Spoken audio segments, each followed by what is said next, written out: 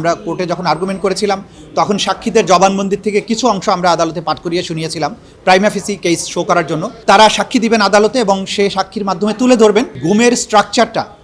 কিভাবে সামরিক বাহিনীর অফিসারদেরকে র্যাবে পাঠানোর কারণে কিভাবে তাদের চরিত্র ধ্বংস হয়েছে, কিভাবে এই অফিসারগুলো সেখানে গিয়ে একটা নিষ্ঠুর খুনিতে পরিণত হয়েছে এবং র্যাপিড অ্যাকশন ব্যাটালিয়নে সেনাবাহিনীর অফিসারদেরকে পাঠালে কী ধরনের প্রতিক্রিয়া হয়, কী কী সমস্যা হয়, সেগুলোর ব্যাপারে তিনি সাক্ষী দেবেন এবং এই কালচারটা কিভাবে শুরু হয়েছিল সেই সবগুলো বিষয় তিনি আদালতে তুলে ধরবেন, যাতে করে গুমের যে